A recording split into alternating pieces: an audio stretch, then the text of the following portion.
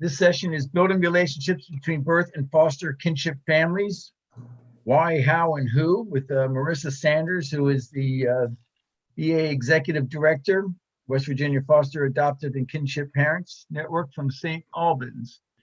I'm Pete Callahan, your facilitator or moderator, I guess. And if you have any questions, I'll try to pass them on to Marissa as quickly as possible.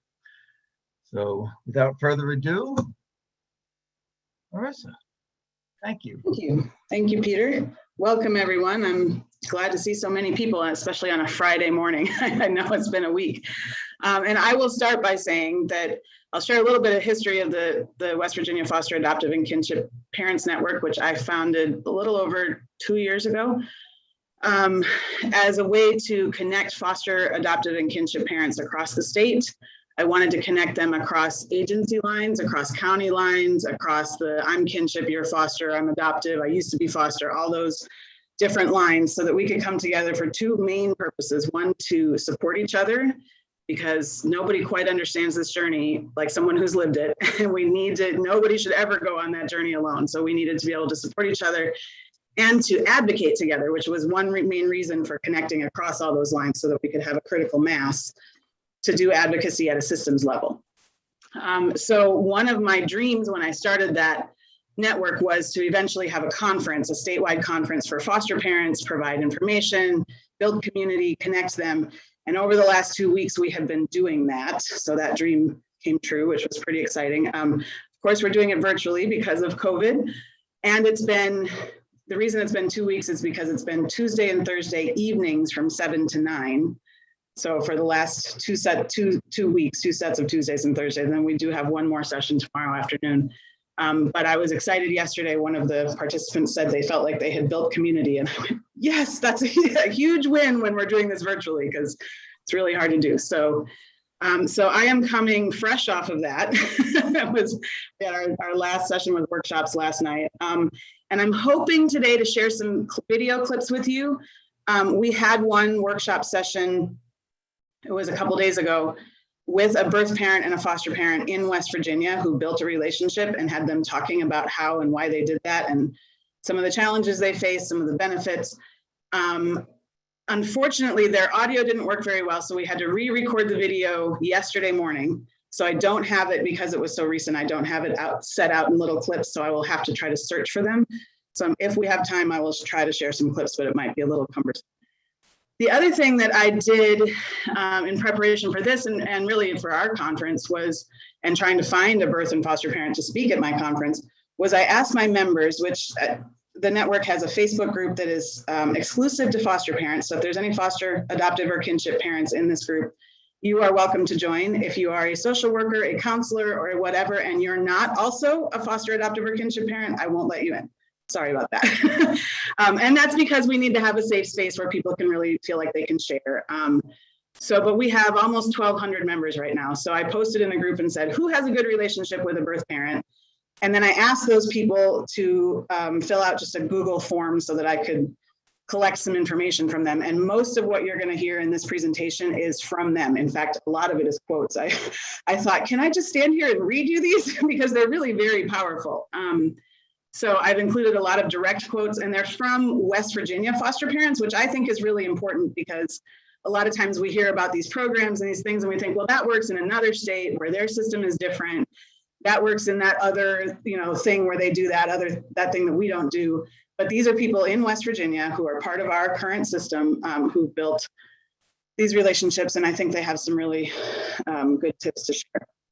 So hopefully most of you are fairly familiar with this process.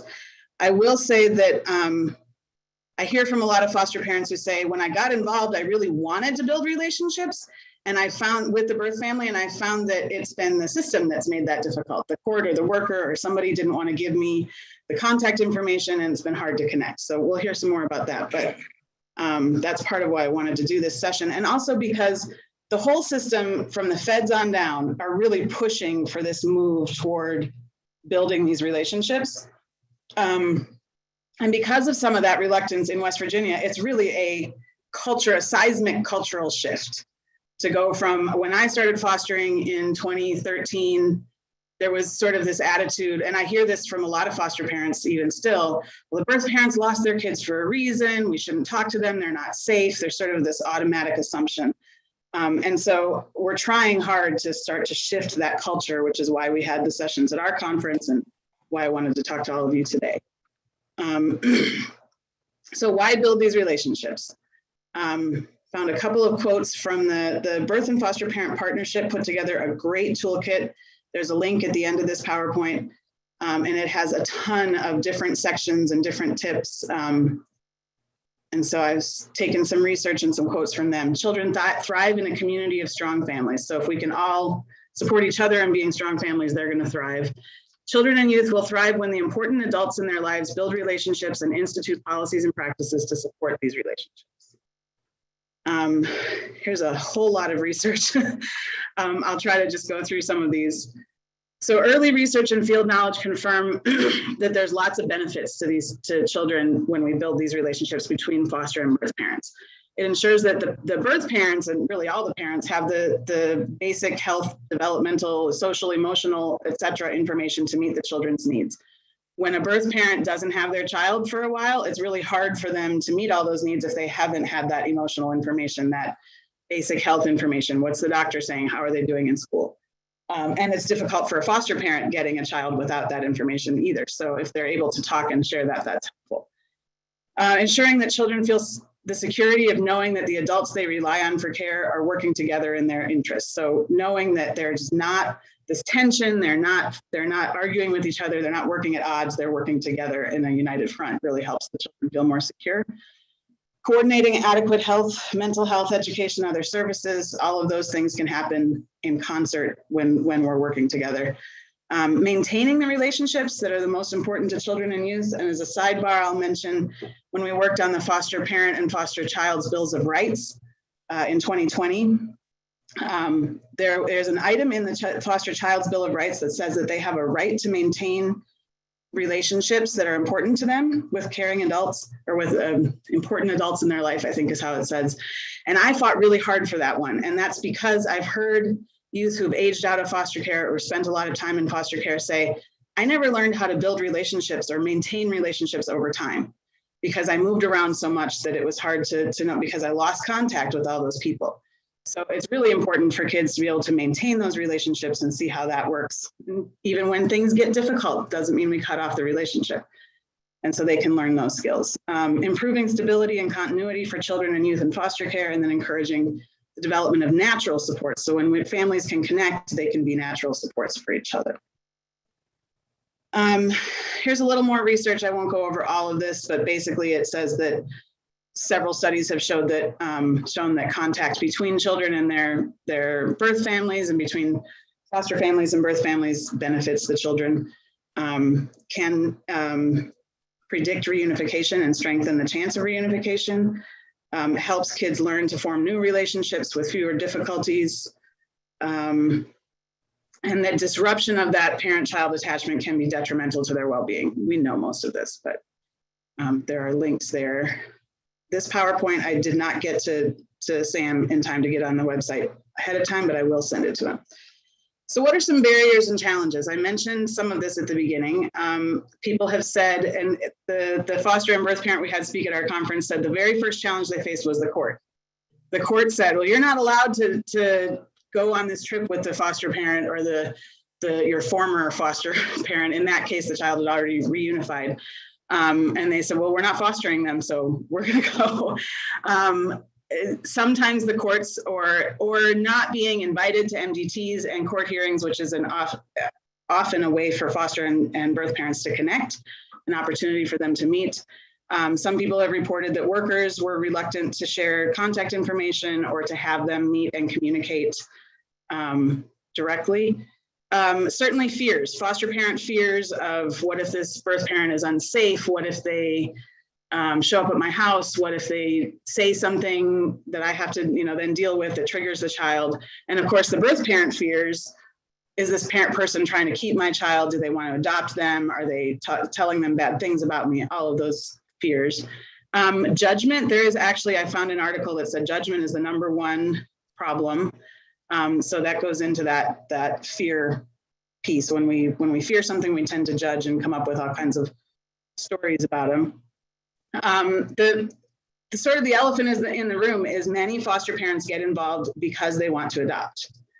So that can be a bit of a barrier if you don't understand the imperative of the biological connection that the child has to their birth families.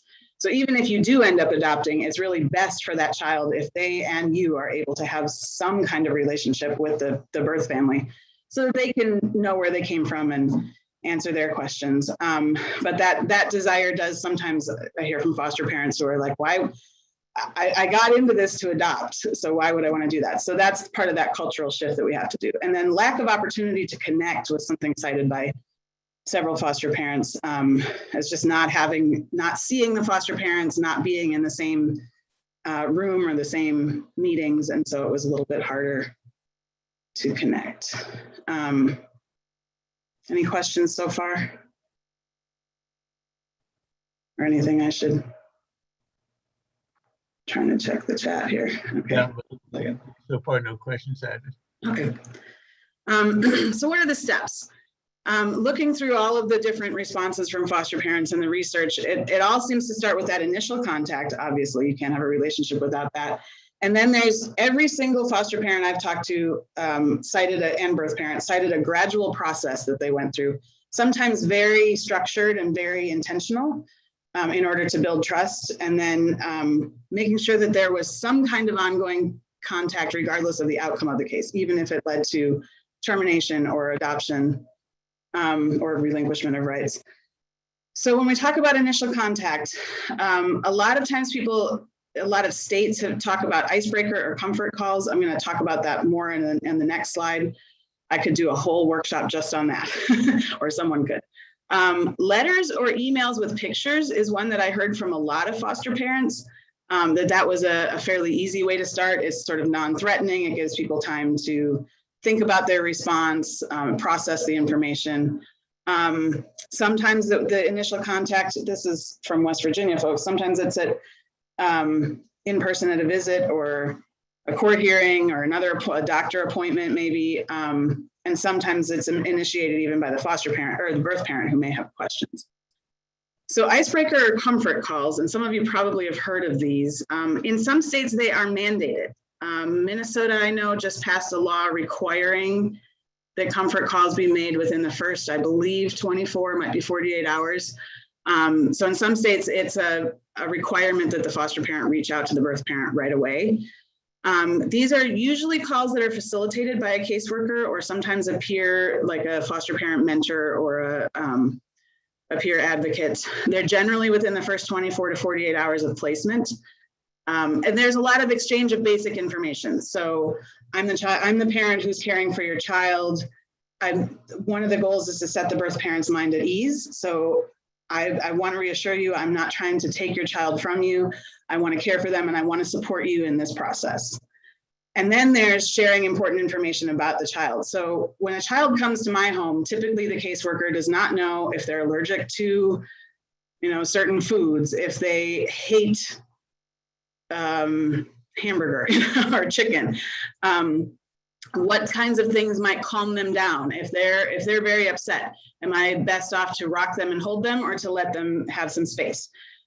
The birth parent may well know all of that. And so as the foster parent, if I can connect with them early on and get that information, that can be invaluable to my ability to care for the child. So this is one way. In West Virginia, I don't know that this happens in any kind of coordinated way. It may well happen occasionally, but it certainly is not mandated at this time. But that has been, some states call them icebreaker calls, some comfort calls. They're essentially the same thing, but it's that initial reach out to the birth parent. The gradual process to build trust, most of the foster parents I spoke with said that they started out with letters or emails, progressed into phone calls. Sometimes the initial contact actually was phone calls, and I think it was because of COVID. It was supervised video calls or supervised phone calls that the foster parent ended up supervising because they couldn't do in-person visits. So in some ways, COVID may have brought us some positive things.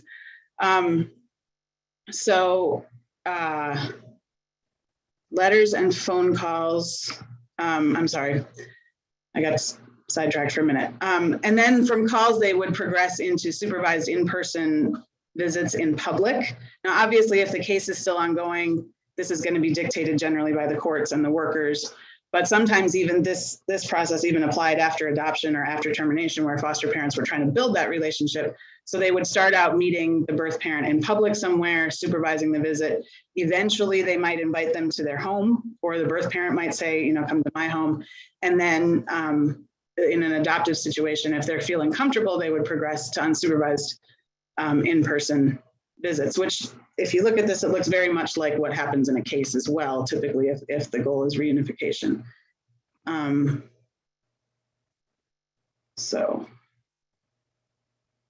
trying to figure out how to change my view. Safety concerns. Obviously, safety concerns come up. And as I mentioned, many foster parents feel like, well, these people can't be safe. There's sort of this blanket assumption that all birth parents are just unsafe. And obviously, safety concerns need to be evaluated carefully, but they should be evaluated from the perspective of how can we try to make this work, if at all possible, as opposed to, well, they're probably not safe, but maybe, you know. So working on the end of trying to make it possible for that connection to happen. One foster parent said in her information, she said, legitimate safety concerns that would necessitate no contact whatsoever are actually few and far between. And that usually is the case. Most of our cases, as most of you know, are not huge safety concerns. And so helping the foster parents understand that, and that, you know, mom might just be going through some circumstances, can really help to set them at ease. And then trying to allow some kind of supervised contact, even if it's via phone, so that the kids can maintain some contact. And if there's no contact, even letters from the foster parent to the adopted or adoptive parent to the birth parent can be very helpful, as long as that's safe to do. So some general tips, and then we'll get into some West Virginia specific things. Step out of your comfort zone, don't judge, start with letters and pictures. A lot of foster parents cited the need for children to have as many caring adults in their lives as possible. Which is so true. And all kids need someone who's not mom or not dad that they can talk to. So having that array of caring adults in their life is important. And then setting and sticking to healthy boundaries was also cited by many. So making sure that, that there are boundaries and safety issues are addressed. Building trust progressively over time. We already talked about that. Don't give up, even if it gets hard, which we will hear from some families that it has gotten hard, but they have managed to maintain that relationship even after that. Never speak negatively about the birth family. These are kind of basic, but if you're planning to reunify, speak about when the kids go home. So if you're the foster parent speaking to the birth parent, saying to them, you know, when your kids come home, when your son or daughter comes home, I want you to know that she had a challenge with this thing, or she really loves this new experience that she had. And then get help when the going gets tough. You can reach out to us at the network. You can talk to workers and other people. There's a ton, if you Google foster and birth parent relationships, there are a ton of guides and resources for tips on how to build those relationships. So if it gets tough, there's lots of help available. So some West Virginia experiences. How they first connected, these are from foster and birth parents that I spoke with. MDT meeting, court hearing, supervised phone calls, doctor appointments, conversations after the child's visit. That was a really common one.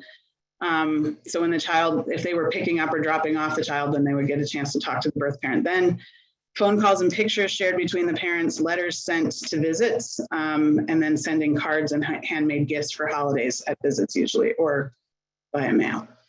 So lots of ways that they kind of made that initial contact to help them start building. But I listed MDT and court hearing at the top because many foster parents report, and birth parents sometimes report, that they're not invited to the MDT, or they're not included, or the court hearing. And so, but many also cited that was a great way for them to connect. And one person specifically said they built a relationship with dad during court hearings, but they didn't get the same opportunity with mom because she wasn't present as much. So that can be a great way to help them begin to connect. I have a video. I'm gonna think I have time to show it. So this is a video clip from, I'm gonna attempt this, from the foster parent who presented at our conference. And it, just to set it up, she's talking about an awkward MDT where she had met, it was the first MDT for a child who was in her home, and nobody did introductions. And so there were some awkward moments. And I think that this is important. The reason I'm sharing it is because a lot of times I hear from workers or from GALs and others that, well, we're hesitant to have the birth and foster parent at the MDT together because they might argue, or it might feel awkward, or they might not get along. And this was a very awkward situation that eventually led to a positive relationship. So I think, you know, they happen, but if we can teach everybody to just roll with the punches and understand that there's a lot of emotions happening, I think it'll help. So I'm going to try this. Let me see if I can. Yeah, see, the problem is I have to. Okay, hold on. Sorry for I have to scroll through all of it in order, after it's playing, in order to find the right spot. Okay,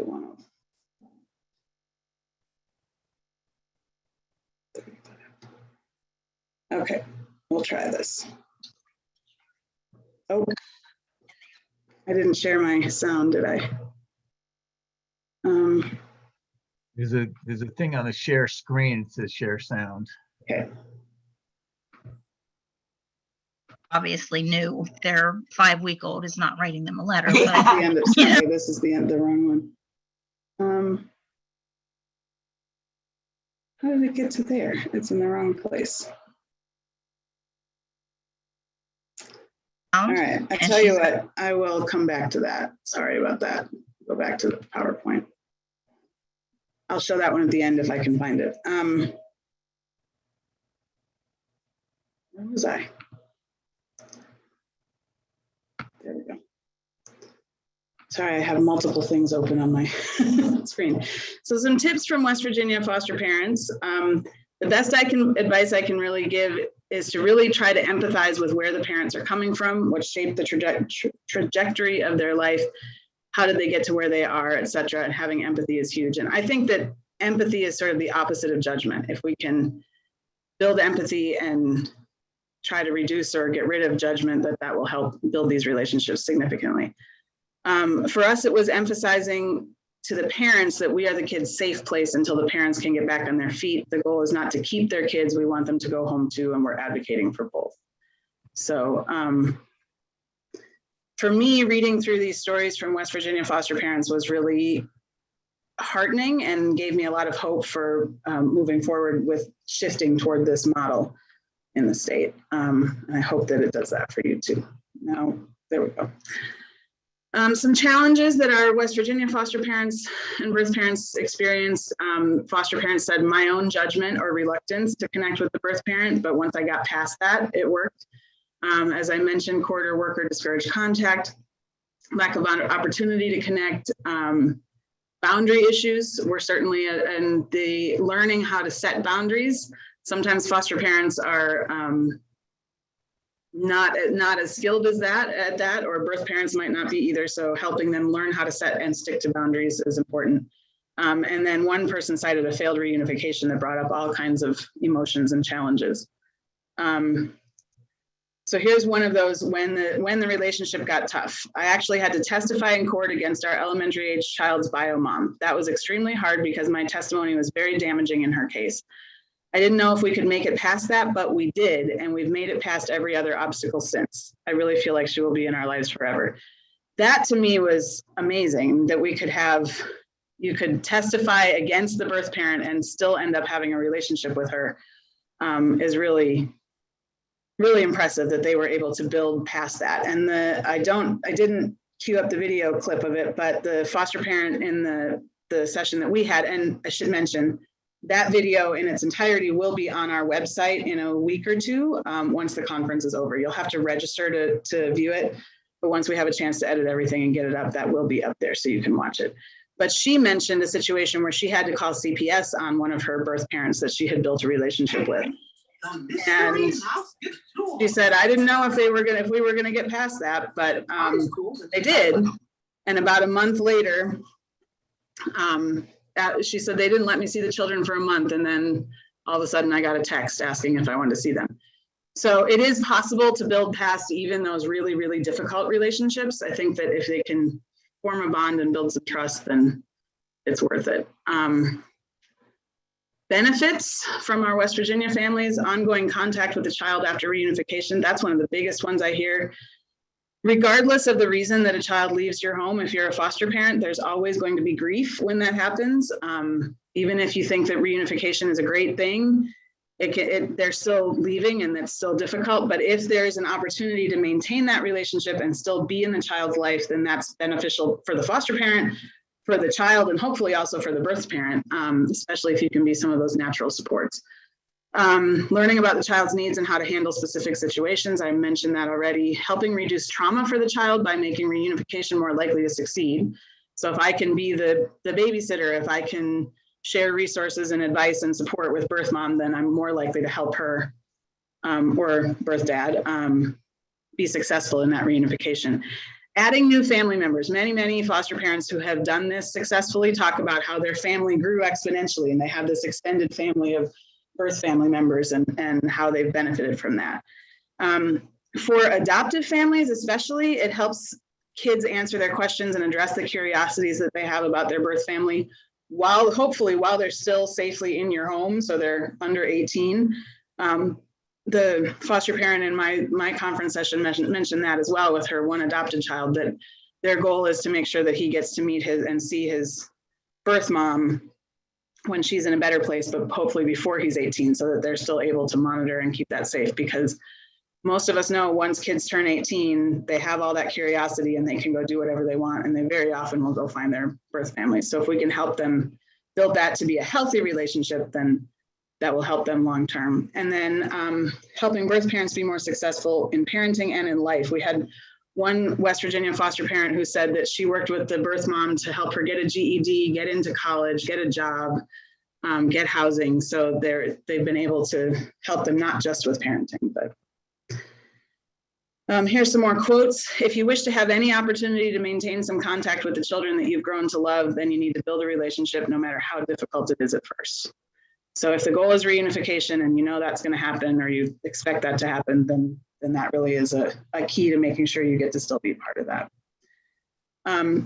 This one I had not thought of, and I really liked it. She said, another huge benefit for our family was that our biological children were able to meet the bio dad to see how he interacted with the child prior to their reunification. And that helped my bio kids when it was time for her to leave our home, because they knew bio dad and knew that he loved her and understood that it was a happy time for them, even if it was kind of sad for us. So it made her leaving easier on the foster parents' bio kids. Plus, then they trusted the dad to keep his word and that they would still get to see the child. So that's a huge, benefiting. I think foster parents often feel like their bio kids can suffer when kids leave. They don't understand if they can leave, what happens to me, why did they have to leave? And especially if that relationship is cut off, that can be really difficult on kids who don't fully understand. So if you're able to build that relationship, then the benefit is there for the bio kids, which I think is great.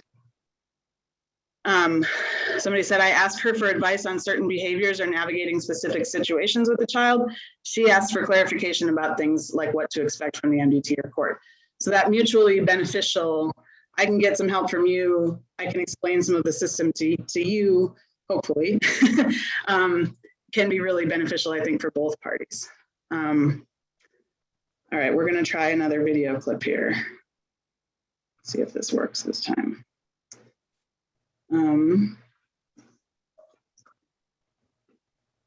Did I say I'm at 38:48? Okay. Bad mouthing this and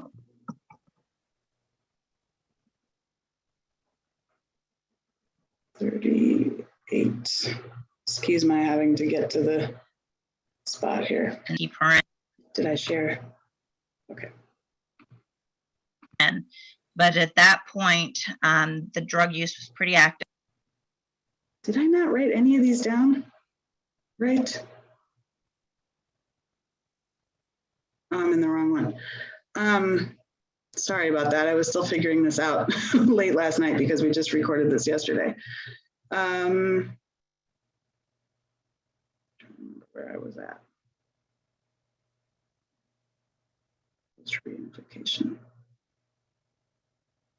Okay, I had the wrong number on this slide. Sorry about that. Let me try one more time. If it doesn't work, we'll just skip the videos. Let's go back. Now it's not letting me share right. How about a 5-minute break while you figure that out? That's an idea. Is that all right, Peter? Can we take a couple minutes? Absolutely. Yeah. Sorry for the technical challenges here. So it's 11.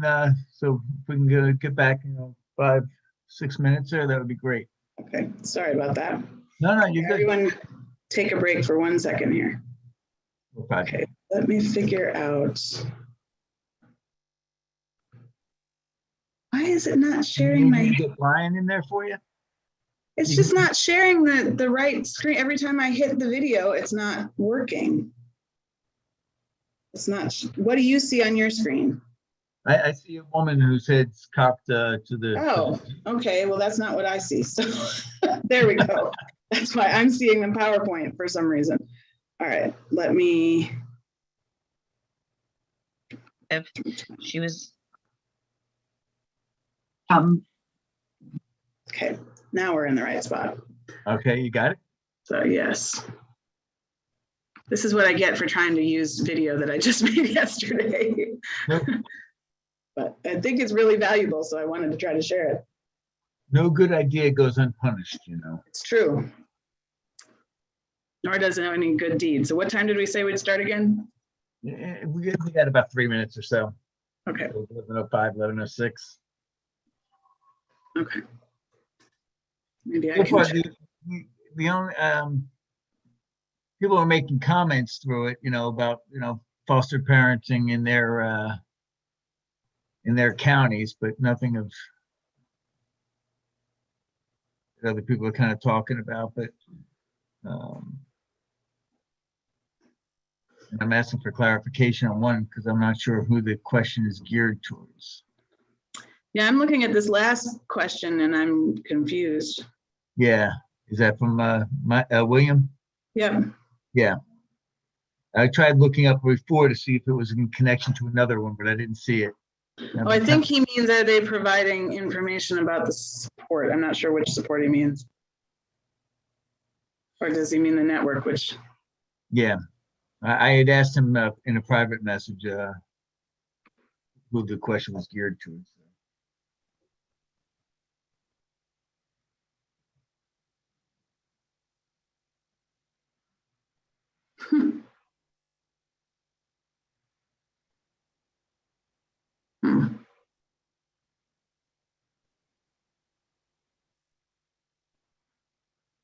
Interesting information, though. Thank you. Good. I hope it's useful. I'm just checking to see. Okay.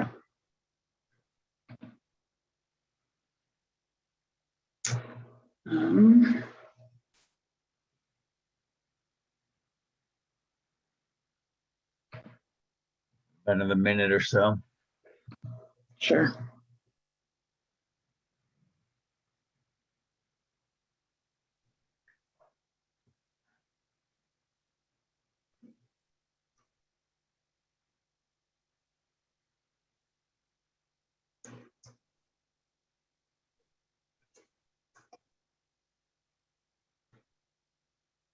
Hey, should we get started? Yeah. Okay. All right. So we're gonna everybody. We're gonna be welcoming back, and just a real quick thing, if I can say that please put your names and I guess emails into the chat room to get credit, and also know that this is being recorded. And if you have any questions, please put them into the chat room, and I will try to get them to Marissa as quickly and smoothly as possible. Thank you, Peter. So this video clip is the birth parent, and just to explain some of the backstory, she had her 3 children removed, the youngest of whom was 5 weeks old at the time of removal. And that child, 2 of them went to a different foster home, but the infant went to the birth or the foster parent who's also in this video. And when the time for reunification came, the foster parent had the child, I think, close to 2 years.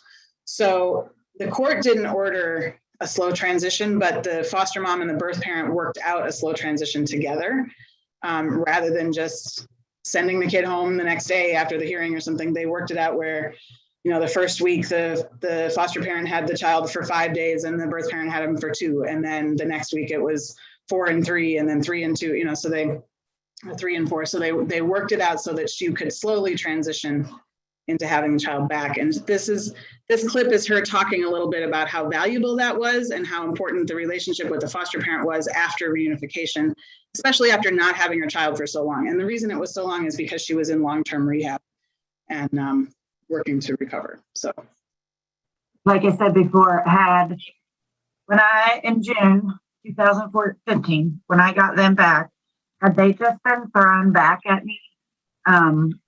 And because I went to rehab in Fairmont, and that's where I got my job. That's where I got my apartment. That's where I did all the things that I needed to do. And I wanted to stay in Fairmont because I didn't want to come home. And, you know, people, places, and things they teach you. And I just wasn't ready to be here, which is where I am now, but I'm good. But had that happened, that I really, truly believe that it would have been a failure for me.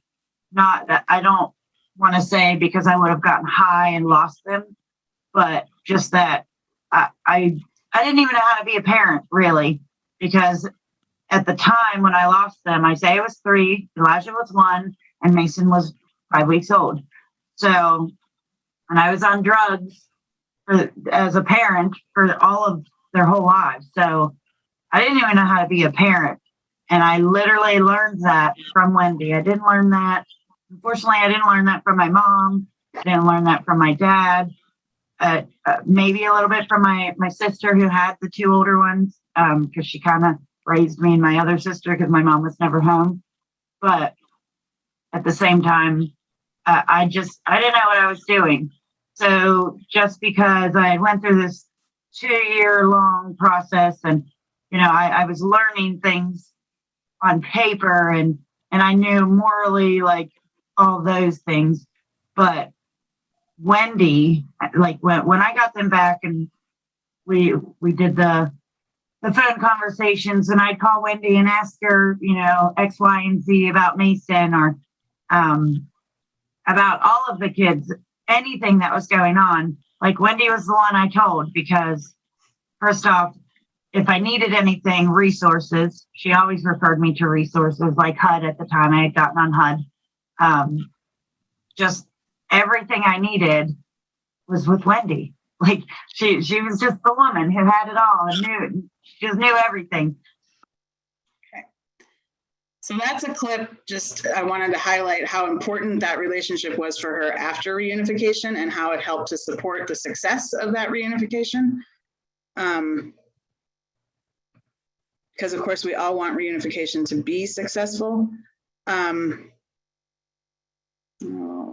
There we go. She also highlights something that I think is really important, and I have this at the very end on the slide, but she talks a lot about, so in this case, the foster parent, who is Wendy, has a social work background. She had worked as with parents as teachers and some other programs as a social worker. And so she had, and Ashley cites a few times, Wendy had all these resources. She knew how to refer me to HUD. She knew how to support me with this. She knew how to answer my questions. And as states are shifting toward this model where foster parents are sort of a resource to birth parents, we tend to a lot of states refer to them as resource parents. So rather than foster or kinship, we talk about resource parents. And when she said that, it occurred to me, if we're going to call them resource parents, we really need to make sure they have those resources to share with the birth families, right? We can't just go, I dubbed thee a resource family.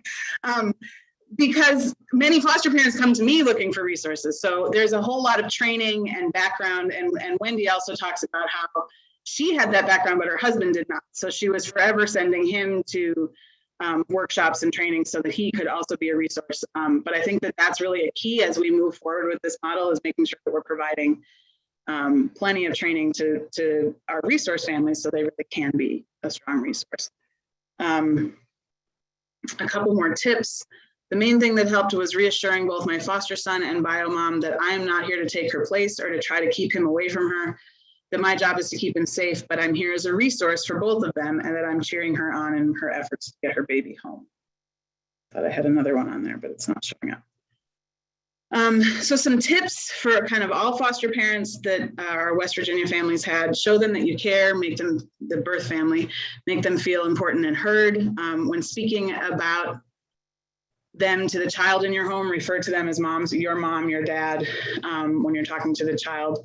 Encourage kids to connect with them, have them color a picture, make a craft that you can send them.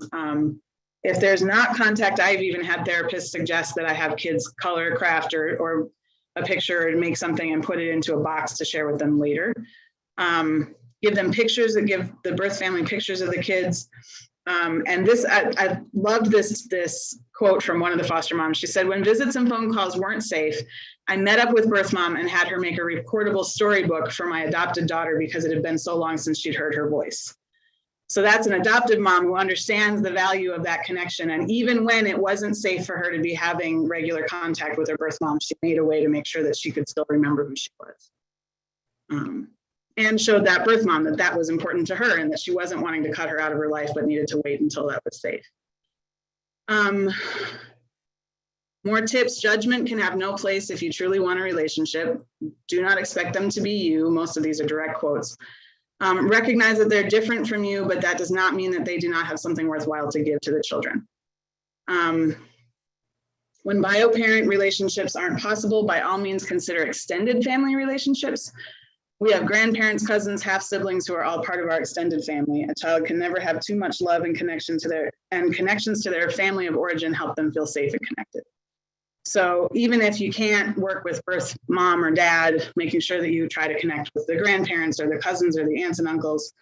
If you're able to watch the full video of Wendy and Ashley when it's up on our website, Wendy talks about her adopted son has relationships with his bio uncles and how important they are to him. All right, we'll try one more video here. This is Wendy's advice to foster parents.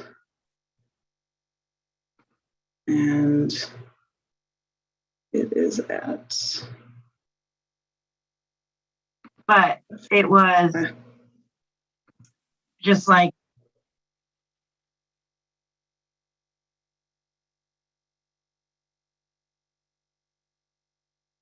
to the right spot here. To start with those letters. The way I would do my letter, I would do pictures. I'd always do a picture. This is how she did the letters that she sent. We didn't do the clip, but she started out by sending letters to visits for Ashley to read while she was in rehab. And so this is, she's talking a little bit about how she does the letters, which I think is a really unique way to do it. And I'm a picture person, so I'd always have some type of picture printed. But I would always, for the younger one, like the really young ones, I would put, "Hi, mommy." And I would make it sound like it was from them. I'd be like, "Hi, mommy, guess what? I sat up today. I got to see Spider-Man. Guess who's my favorite now?" So I would like make the letter look like it was from the child. But that was a unique way to do it. And Ashley mentioned how important that was to her, how special that was to be able to have a letter that was written. Obviously, she knew her 5-week-old wasn't writing letters, but it was helpful to her to read it from that perspective. Also, I don't think I queued up the right numbers, but so I'll just share the story. But Wendy talked about how before she was a foster parent, she worked in a rehab facility with women who were addicted, and she supervised videos and did, she supervised visits with their children. And she observed that one woman's, the foster parent to her children, would send these letters, and that made the recovery so much easier for that mom, because she was able to focus more on her recovery. She knew that her kids were safe and that they weren't trying to keep them from her. And so that was what inspired her as a foster parent to do the same. So I think that was a really valuable story. Tips for reluctant foster parents. I specifically asked our families to share these with me because sometimes foster parents are reluctant. And so how do we help them get past that? Remember that there's a deeper story behind every case. Building this relationship could open up to a beautiful journey with kids and their families after reunification. Sort of the elephant in the room, but sometimes it needs to be said again. Reunification is the goal, so don't go into fostering thinking that they're yours forever. It's trying, but the kids are worth the work. So just reminding, I think sometimes it's helpful to hear that from your peers. Oftentimes birth parents don't have a support system in place, and this is your chance to be their village. Loving them benefits their kids too. And that to me is really important. As a single mom, I know that I could never parent alone without my village and my many friends and people who help out, family members who help out and support us. And so recognizing that a lot of times birth families don't have that. If I'm able to be that, that's great. Or if a foster parent can be that. My foster son's mom will contact me sometimes before something big, a court date, an MDT, or her first date or new job. And it's a privilege to get to be a source of encouragement for her as she does the hard work of meeting her improvement plan goals. I love that attitude from a foster parent. It's a privilege to be that source of encouragement, to have her call me because it's the first day at a new job or she's got a big meeting, and be able to have that role in her life and support her. Some more tips: leave your judgment. This is all one quote, but there were so many different items. I structured it this way. Leave your judgment and fear at the door. Be open and remember that the more love a child has, the better. Don't talk disparagingly about your child's other parent in front of them. We've talked about that. Support a relationship between them whenever it's safe and appropriate.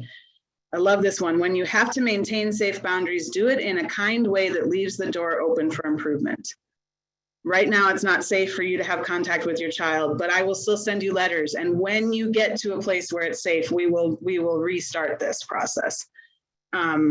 Making sure that you leave that door open, that this is not a forever decision. I'm not cutting off contact forever. I want you to get to a place where we can do this again. And then being the bio parent's cheerleader when they're trying to do the right thing, when you can cheer them on.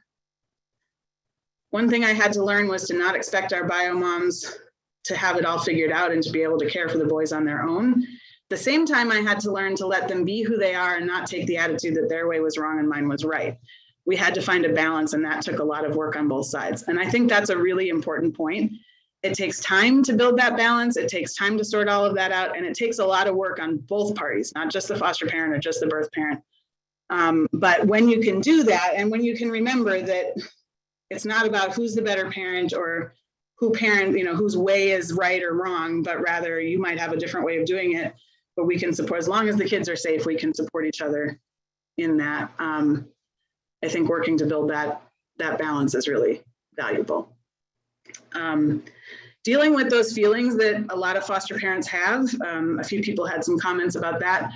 Originally, I didn't think she was working hard enough to get them back and didn't believe she would stay clean. It made me have resentment when she first got visits after we were asked to adopt them. But once I got past my own hurt, it wasn't hard. So working to kind of recognize that, yes, that hurts, but there's benefit to this relationship and having to get past that. I know it's hard. I was very hurt, but I knew that I couldn't love her babies if I didn't have some amount of love for her. And I think that's something most foster and adoptive parents come to at some point. This person gave me this child and gave birth to this child, and I have to have some love for them in order to love the child. You're going to think they're wrong about certain decisions and you're going to disagree. But remember that if you can't agree on anything else, you both agree that you love these kids. So starting from that point to build a relationship. Benefits for the kids, specifically. I mean, all of this benefits the kids, right? If we're building these relationships, but here's a few specifics. It may help and it may not as you reach out to foster parents and try to build that relationship. If not, you have at least shown the kids that you tried. They need to see that you love their parent too. Adopted kids have a huge void and feel a lot of grief. And a great deal of that can be alleviated when an ongoing safe relationship with birth parents is permitted. Your children will always be tied to their birth families and they will have questions. I want my kids to know I support them and want to help them get those answers. If not, they'll go elsewhere for them and possibly get hurt. These are some longer quotes. Does anybody have any questions or comments or stories you want to share before I? So one of the questions was, any advice for when the bio parents are reluctant to create the connection with the foster parents? I think if you can reassure the bio parent that the foster parent is not trying to keep the child, that they really want, they even like one strategy I think would be useful is to say to the bio parent, look, the foster parent needs some of your advice. They need to know what this kid likes and doesn't like. They need to know, you know, like I said earlier, how to calm them down, or what things that they're good at or need to learn.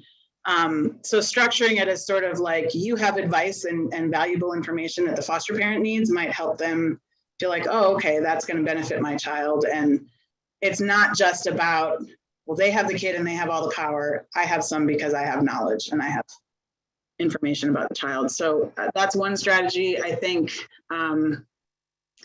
even just encouraging them to start somewhere, you know, maybe start with a letter. Maybe ask if you have a bio parent who's reluctant, ask the foster parent to just send a letter and let them express that, you know, I'm not trying to keep your kid. I want to be your ally. Share pictures. And then the way that Wendy and Ashley started was Wendy was sending letters and Ashley started writing letters back, which gives the birth parent the opportunity to think through what they're saying, to make sure that what they've said is something they're comfortable with. Because sometimes if you're on the phone or in person and you feel a little bit on the spot and you might feel like I'm going to say something I don't want to say, or it's going to be awkward and I don't know what to say. So sometimes doing it in writing can help. Any other questions or stories? Does anybody want to come off mute and share a story? Hey, Marissa, can I share a story? Sure. So I have a social work background too, adoptive parent of 3, foster parent of 7 for a total of 9 placements. One kid who is my adopted youngest son was placed with us 3 different times. So I was thinking about this because he has an open adoption and he has the most open adoption I've heard of in West Virginia. And we have complete control over whether or not he sees his dad. But you know, whatever concerns I had about my birth dad in the beginning and how it was all going to go, it's all based on him and what he needs. And so we're 5 years post-adoption now. And my son doesn't worry about whether his dad is alive or dead.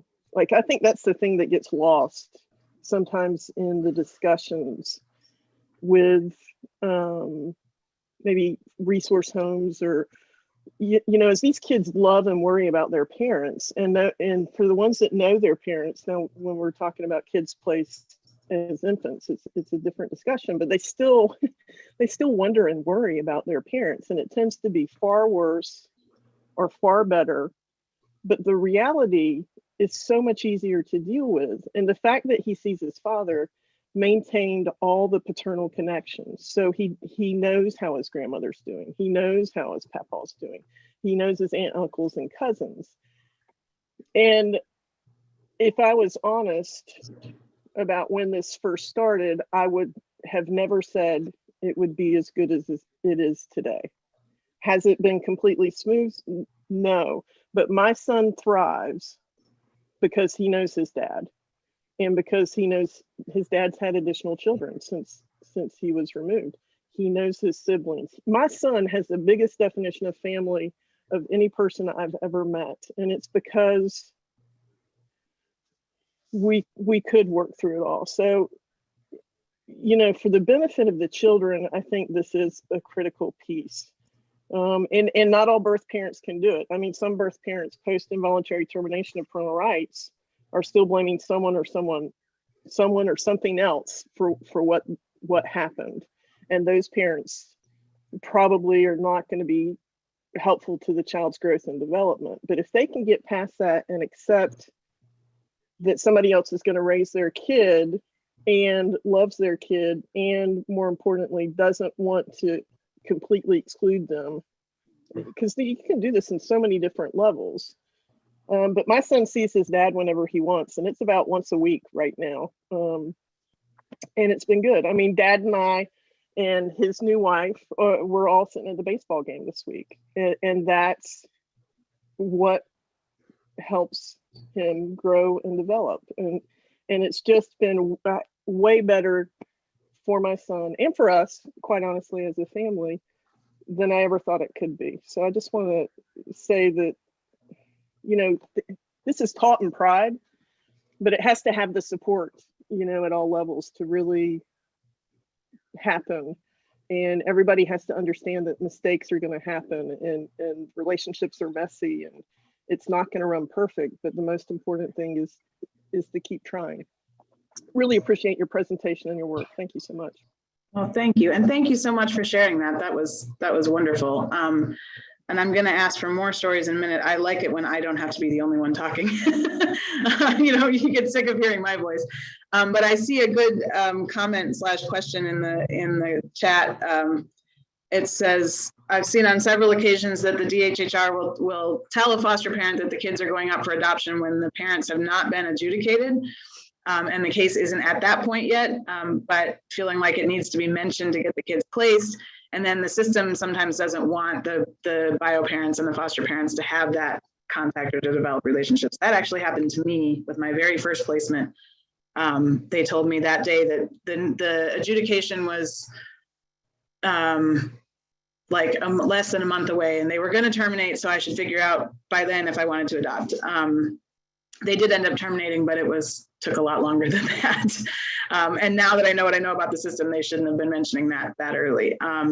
I was never encouraged, and someone else said that too, I was never encouraged or discouraged from building those relationships. I did get to know one bio mom when we started having supervised phone calls, which helped a little bit. I got to know her just a tiny bit. But I never really got to know her as a person beyond the voice at the other end of the call. And I think that had I been able to, that would have helped that child be more successful. So again, Rebecca, thank you for sharing that, because that was very personal and I appreciate that. Does anybody else have a story or a scenario that you want to share? Maybe either a personal story or something that you've seen or struggled with or have questions about? Or I have a question. Sure. I have run into this a couple times here lately. What if it's an older teen and they are just really angry at the birth parents and don't want contact with them at all? And I mean, are like not flexible on this at all? Like family therapy, reunification. They're basically like, if you try to make me do this, I'm not going to talk to you anymore. I mean, what can you do in that situation? Yeah, so I'm not a therapist, but my guess would be that you would want to affirm that, you know, that obviously this wasn't a healthy relationship for them, but then to help them understand that, and especially, I mean, if they're old enough to have known their parent, they may not feel like they don't have questions about who they are or where they came from or that kind of thing at that point.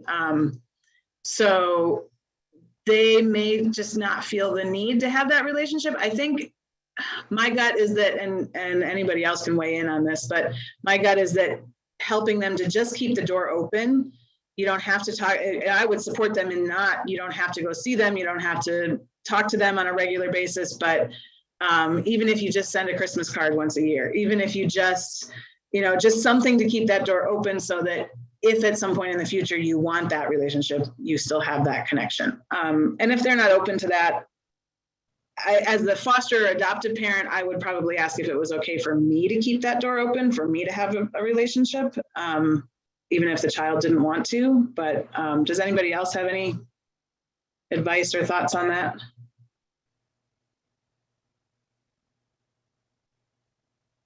Okay, but that's my gut, is that you don't want to push them into having a relationship, but helping them to try to keep the door open if they can is also helpful.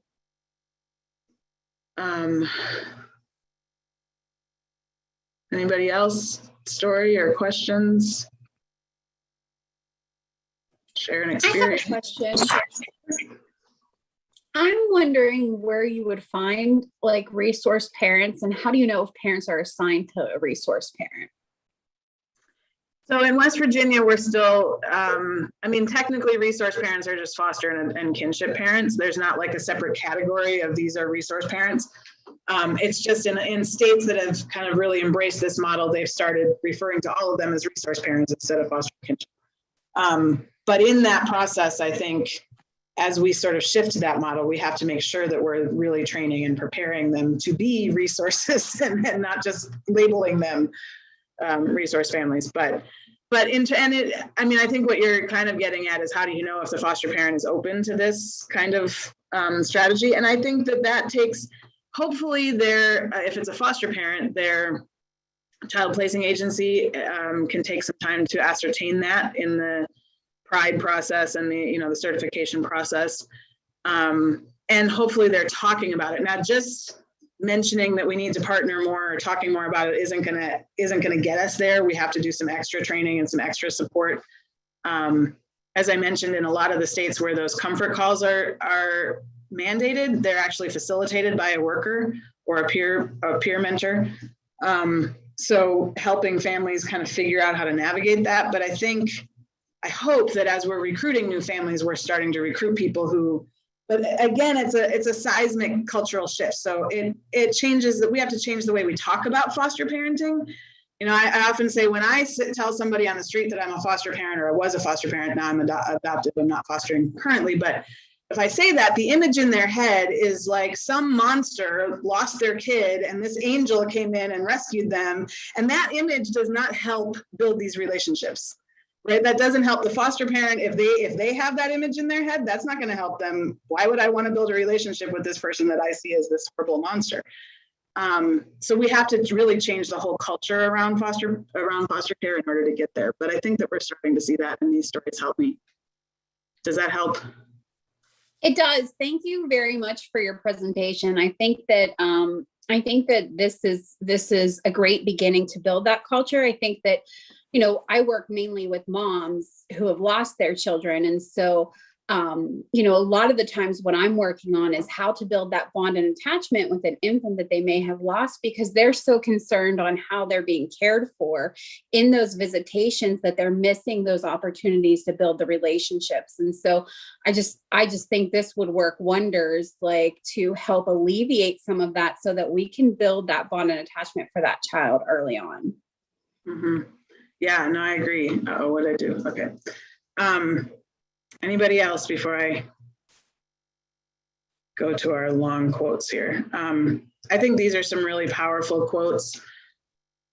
This foster parent says, I've had to suffer many negatives from other people, including the people who work in the system, for the choice to extend my own chance to the birth family. And not everyone in the birth family are still part of our lives, but 5 years later, I'm glad we get to keep the bio mom. So this is, I think, an adoptive parent.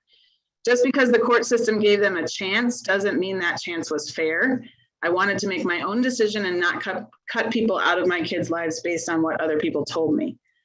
Because we can all recognize that the system is not always fair. I have no regrets for opening my mind and my heart to these women. The relationships that have been born from it are ones that I cherish. And I think that's a really important point too. And she mentioned, I didn't want to make a decision based on what other people told me. And sometimes foster parents hear horror stories from workers or from the GAL, or they, see something in a file that, of course, when you remove a child, that obviously is not the birth parent's best moment. And there's going to be a lot of negative information about them that's shared. So choosing to sort of set that aside and recognize that this is a person. One strategy I've seen used with some foster parents is understanding that parent is probably, could very well have been the child that's in your home, 20 years ago or 30 years ago. Could have had the same kinds of background that the child that you're caring for now is experiencing. And so if you can see them from that perspective, understanding that just because you hear negative things doesn't mean that that's all that there is to them. So I really liked how she said, I wanted to make my own decision, get to know them, and recognize that sometimes things aren't fair and sometimes things happen, and family needs to have another chance to maintain that relationship. And then one more, as a former foster youth, I can say that my time in care would have been easier if my foster parents and grandparents, when I was in kinship, had not talked poorly of my mother and had tried to foster a relationship between the two of us. I've also found that with our foster and adopted kids, that the more open and supportive I am to bio-family contact, the more secure they are in their attachment to me. There's a true correlation there. So this is a West Virginia foster mom who was in foster care, who had this experience, and that's part of why I think it's a powerful quote. And I like her point too, that the more they're able to have that secure relationship with their birth mom, and the research bears that out, the more they can attach to me in a more healthy way. And sometimes I think, and part of the reason that we pushed for that that right in the Foster Child's Bill of Rights to maintain contact with important adults is because sometimes I feel like the system thinks that, oh, well, if we cut off, like if we move a child from one foster home to another, we have to cut off that relationship in order for them to bond or build healthy relationships in the new home. And that's just generally not the case. Research just doesn't really support that. Now, obviously, if we remove the child because there was abuse in a foster home or something, then that's a different story. But sometimes it just wasn't the right fit, or they were in a home for a little while and then another home was able to take all the kids, so we're moving them or something like that. And in those cases, there may be really good relationships there. Even sometimes when a foster parent has requested removal, it doesn't mean that I don't want to be a caring person in this child's life. It means that I'm not equipped to meet their needs, or their home isn't the best spot for them. My home is not the best place for them, but I still love them and still want to be there for them, be able to, be a part of their life and mentor them and be a caring adult to them. So I think that the more we can help, even, I mean, I've been talking about foster and birth parents, but even as we move kids from one foster home to another, I have had foster parents come to me and say, I've had both. I've had some come to me and say, it was so beneficial to be able to talk to the other foster parent and to learn what they know about the child, just like with the birth parent. I've also had some say, I so desperately wish I could have talked to the other foster parent to understand what, how do they deal with this tantrum or this behavior? How can I help the child deal with these situations? I see I'm just checking the chat to see, does anybody else have a story or a question? I just want to say, from my personal perspective, I've been a mental health counselor now for going on 12 years, so not real long, but the majority of my caseload and what my specialty is childhood trauma. So unfortunately, I see the exact opposite almost every day, all day long, of what this presentation is describing. Mm-hmm. And I think that it's absolutely wonderful and enlightening and hopeful to know that, these kinds of relationships can be built and maintained. And, it's wonderful and great when it is. Like I said, though, in my practice and my experience, however, it's very horrific cases a lot of times that I get. So this is usually not an option at all. So it's nice to know that it is there, and that this is a really great benefit available for the kids who have the opportunity to have a relationship with their biological family. Thanks for sharing that. And actually, as I was preparing this workshop, I thought, the thing I haven't done and I am going to do is ask my families to tell me their stories about times when they've tried to build a relationship and it wasn't successful, or reasons that they maybe haven't tried. So the reason I asked was because I was trying to find people to talk about how they'd done it. So I got a little bit of a skewed perspective, but I think that's valuable information to know. And it certainly isn't always possible. It doesn't always work. But I think that as a system, if we can make that the goal and make that part of the process, and that involves also working with, as we're recruiting foster parents, as we're training them, this is the expectation. We expect you to try to build, unless there's a good reason not to. And it sounds like in some of your cases there is, but in general, we expect you to be a resource to the birth parent and to build that relationship. And this isn't, and again, it's partly a seismic shift because we've been foster to adopt for so long. So we've had lots and lots of families who think, I get into this because I want to adopt. I was that family. I was that birth parent or that foster parent who planned to adopt. I was fine with fostering. I knew that I wouldn't adopt all of them, but that was my ultimate goal. And then I adopted one and decided that was enough. So I decided to work with other foster parents instead. But I think that it is important to recognize that it doesn't always happen, but that we need to set that sort of as the expectation. Yeah. And I think another really wonderful thing is, unfortunately, a lot of the foster parents that I see and that I work with are very ill-informed. And that's usually because of, emergency placements and things like that. Nothing is perfect or ideal in our world. But they kind of have somewhat of a thing in their head, like you had mentioned earlier, that sometimes people can get as sort of a rescuer.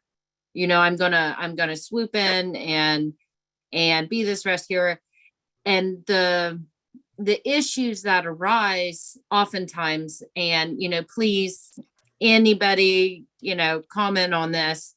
But what I found is there's a lot of hope there, but there's not a lot of resources or education for them to be able to handle all the behaviors that can come along with some of the more really severely traumatized and abused kids. The violence, the aggression, the acting out and things. And it's almost like they just weren't expecting that. So I feel like if there could be a lot more conversations between, a lot of experienced families and things, with the newer foster parents who maybe don't have realistic expectations, that would really help the children from being bounced around so much, and that would be wonderful. I think it's definitely the camaraderie between everybody, bio parents, workers, foster parents, counselors, everybody just sort of coming together and being there for the children. Yeah, and that the ill-informed piece. So we actually did a survey where we asked foster families, well, we did it in partnership with DHHR and Marshall, how well they felt, how well prepared they felt. And some of them felt pretty well prepared, but some of them really didn't. And we know that Pride, I think they're still working on updating Pride. So we know that there's a lot of stuff in there. I have done a session a couple of times. We have multiple peer support groups through the network. And one of them is every Thursday night at 9 o'clock. Yes, it's late, but the kids are in bed. That's when parents are available. It started out as a COVID check-in, like, what do you need? Just, open some space for people. But it ended up with me kind of updating everybody on things that are happening in the system. And somebody said, and oftentimes we get speakers, and someone said one day, could you do a session on kind of who's who and roles and responsibilities? And I thought, well, isn't that sort of covered? And you'd think you'd know that as a foster parent. They don't. The questions that I got, so I put together a PowerPoint. We did it as part of the conference as well, just to explain that here's what the CPS worker does, here's what the agency worker does, here's what the GAL does, here's, but also explaining how DHHR is structured so that if you're needing to advocate, you need to go up the chain. Here's how the legislature's involved, some of those pieces. Oh, that is wonderful. But it's amazing. Sorry, go ahead. I was just going to ask, are these ongoing every Thursday night or? Yes, they are. If you go to our website, wv3's.org, we have, not all of them are fully active yet, but we will have 9 or 10 peer-led support groups, all led by foster, adoptive, and kinship parents. Most of them are still virtual, and a lot of them are topical, so they'll stay virtual. So there's a foster care book club. There will be soon a group for LGBTQ families. There will be soon a group for parents parenting kids with disabilities. There's new to foster parenting, adoptive parents, parents of teens. Fantastic. I think what else? And then our goal is to have some local regional. So we'll be starting one soon in Ritchie County, which I'm really excited about because that's such a needed service in that area. And then we have one going in Kanawha County. And we're working on others. But sorry, that was a little bunny trail there. But no, you're right. That's okay. One of the counties that I serve is Ritchie, so that is amazing. Great, good. And that peer support has been. So we have this Facebook group where people often ask questions, and a lot of times new foster parents say, I don't know how to deal with this behavior, or where do I get this service? But you're also right that we just don't have the services available in many parts of the state. Unfortunately, even with the new CSED waiver and some of those services, I still hear from families who say, well, I was approved for this many hours, but I'm not getting them. They don't show up that often, or they don't, so making sure that families have the support and the resources that they need to really meet the kids' needs is a huge challenge. But my background, I didn't mention this, but I worked in disability rights for 20 years before I started the network. So one of my things that I like to do is make sure that, because at least 75% of kids in foster care have some kind of disability. So if we can connect them to this sort of vast array of disability services that are out there that most people in foster care don't know about, then that can.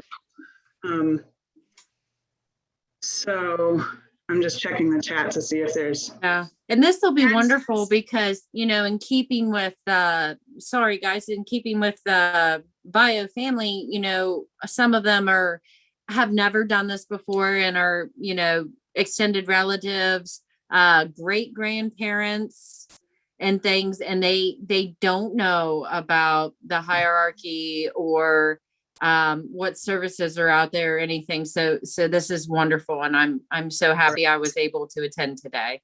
Oh, good. I'm so glad. And that is one of the reasons that I wanted to make sure we included kinship and adoptive families, because the other thing is that, and many kinship families I've had kinship families say, why is my kid hoarding food? Why are they hiding food in their bedroom? They don't know. They don't understand the trauma because they haven't had that training. And for adoptive families, so much of the support just sort of disappears once you sign on the dotted line.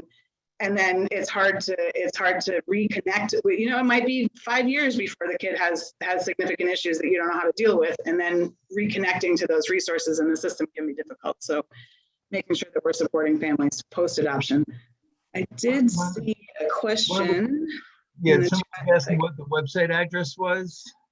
It's in the last slide, so I'll put it up in a minute, but it's a wvfosterparents.org. And let me say right now, a little caveat. Right now, the website is very basic. It's very, very simple. We are working with a web designer, and I'm hoping before the end of the month, we will have a much more comprehensive and user-friendly website up. But right now, it does have the support group information. It will have our conference videos in a week or two. And it does have some other information, but it's very, very basic at this point. So I did see a question about, someone asked, is this for families where termination or relinquishment of rights has happened, or is it just for families who think that they're, where the plan is to reunify? And really it's for everybody. I mean, the goal, even as an adoptive parent, the goal should be to help your child have that connection to their bio family. As we heard in a couple of the quotes, children are always going to have that desire to connect with their bio family if they haven't, especially if they didn't know them. So helping them answer their questions, helping them build that relationship while they're still safely in your home and they're not adults and on their own and trying to navigate it all by themselves can be really, really important for them, and can be beneficial to the birth parent and the adoptive parent, as we've talked about, the extended family. So even where reunification is not the goal, it can often be helpful.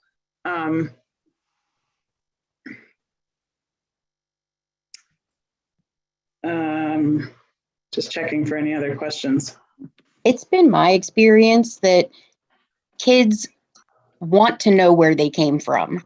Mm-hmm. They want to know, whose nose do I have? Who does this in my family? Like that sort of thing. And so even if they're not, going to be able to be reunified, they're still at least able to have knowledge of, oh, well, Grandma June over here, that's probably where I got this or where I got that. And, kids need that. Oh, yeah. I don't believe that I've ever had an older, I'll say young teen or older teen that hasn't really had those curiosities if they were, removed from their bio family early on. And, all of throughout this presentation, what you're saying is exactly to that point, and I think helping them, like you said, just facilitate the connections in a safe way is wonderful, because yeah, a lot of them really want to know that stuff. I do see a comment in the chat where someone talked about a child who had contact with the bio family all along, and then when they turned 18, they wanted to be with the bio family, refused to return to the adoptive family, and the adoptive family was very hurt by that, understandably, and the child did not do well with the bio family. And that certainly is a risk. It's certainly a possibility. I think that's a possibility. It's definitely a possibility if there's not contact. They will seek out, it may be harder for them to find the child. And I've read some of those stories, and I have had my fleeting moments as an adoptive parent where I'm like, I need to move to California so that he can never find his mom. Because what if he, I understand those gut feelings and that reaction. And it certainly isn't a good outcome, but unfortunately we can't control all of the outcomes. And in most cases, it's beneficial for the kids to have. Well, it seems like that's where building these relationships and, safely preserving these connections can be very beneficial. Mm-hmm. Because at least as the adoptive parent, at least the adoptive parent knows, okay, this is what's actually going on with the family. And if the kids see them still having that contact, they don't feel the need to sneak around to do it or to hide it. Right. And there's another comment in the chat about an 18-year-old who had been in a specialized family care program, and until they were 18, DHHR and the courts did not permit any contact with the bio family. And then at 18, they secretly initiated contact on Facebook. Luckily, there haven't been any issues in that situation, but certainly that also happens they don't even have to be 18 to start doing that. They could be 15, 14. If you're not closely monitoring their Facebook, or they don't have, all a kid has to do is set up a whole different profile that you don't know about. And they can start to initiate contact when they're much younger than 18 that you don't know about. So I think helping it be out in the open and helping them, and then you also have the opportunity to help them think through, is mom safe right now? She said this, or dad said that. What do you think of that? Is that an okay comment? Are you, how do you feel about that? And what are our values as a family? And you can talk about those things. I just have a couple of other slides I'm going to jump to really quick. So how can you support these? Caseworkers and GALs can support by sharing contact information. So if you can get permission from the birth family or the foster family to share their contact information so they can connect, that's huge. Allowing and encouraging contact, providing opportunities to connect. So making sure you're inviting everybody to the MDTs, the court hearings, allowing, if they choose to, allowing foster parents to bring the kids to the visits. There's pros and cons to that, but it does allow opportunities to connect, appointments. Sometimes, especially if there's medical issues, the birth parent is going to need to be at the appointment if they're going to reunify. So they learn all the medical issues. So that can be an opportunity. Facilitating or mediating initial contacts. If you have people who are skeptical or not sure that they want to do that, and offer to, hey, maybe the three of us can get on a call together. We could do a three-way call, or we can do a Zoom chat. And I can help you navigate some of those, I can set some boundaries and some ground rules, and then we can talk about how to go forward, so that they're not feeling like they're put on the spot. But then also knowing when to back out and let them build their own relationship so that you're not controlling it. And then the courts and DHHR and the legislature can support it by enacting and enforcing policies that allow and encourage those relationships, and training workers and everyone else on how to encourage and support them. Keys to success: support from the system, training for resource parents, as I mentioned, openness and positivity, information sharing, no judgment, and having empathy. Here's a bunch of links to resources. So when this gets up on the website, you'll have those. And then this is a little bit about the network and our website and phone number, and email address. So, and if you have working with foster, adoptive, or kinship parents, I'd love to have you refer them to the Facebook group. That's really the best way to get connected initially. I didn't put the link up here because it's crazy long, but just have them search for WV Foster, Adoptive, and Kinship Parents Network. There are 3 questions when you go to join the group. That's so that I can try to sort out make sure that I'm not getting bio parents, because we need to make sure that it's a safe space for foster parents. And then that's also where, if you try to join and you're not a foster parent, I will say, I'm sorry, we can't add you. But that helps me. And all I ask is, tell me a little about your journey. Are you foster, adoptive, or kinship? Which agency and which county do you live in? And that's so that when we have things that are specific to, we're doing an event in Monroe County, or we need people to call legislators from Berkeley County, then I can find them. And I always send a private message when I add people to the group, so that I can try to connect with them and they know that I'm available. One of the things that I do is, when people reach out to me, I work many, many evenings and late nights. So I'm often available on weekends or at midnight when somebody's having that crisis moment. We try to support people through, the tough times. And if I know about it, I'll check on them.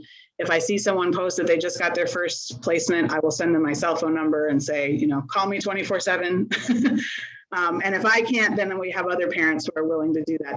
And I've never had anybody take me up on that, but knowing that you have that option, I think, is really helpful when you're in a tough situation or dealing with that first placement or all the jitters that go with that.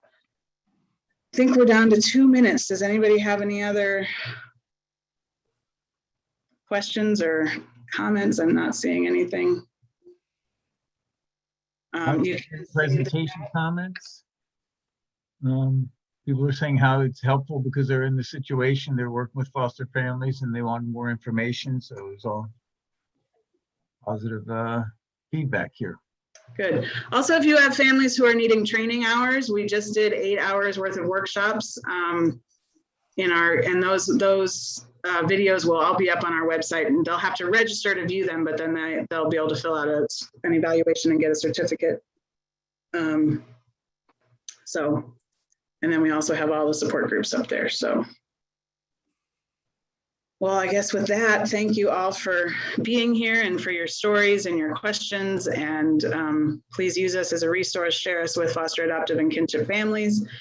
And I will mention the other thing that I do as the director is I go to just about every meeting there is that has to do with foster care. if I can get there, if it's DHHR or the courts or whatever, I usually show up, and I'm usually saying, this is what foster parents are saying. So I do try to represent kind of the needs of the parents at those meetings as well. So. Well, Marissa, thank you so much for your time and great information. And I understand you're going to, I'm just kind of repeating what we said earlier, that the presentation will be sent to Sam and posted onto the website. So people can still have access to it, because I think it's a lot of good information, a lot of good resources at the end. Yes. So Thank I- you. Oh, thank you. And thank you to all of you for all that you do to support families. You have some of the toughest jobs out there. So I appreciate all that you all do to help and support families as well. Thank you for being here. Yes, thank you. Thanks. Thank you.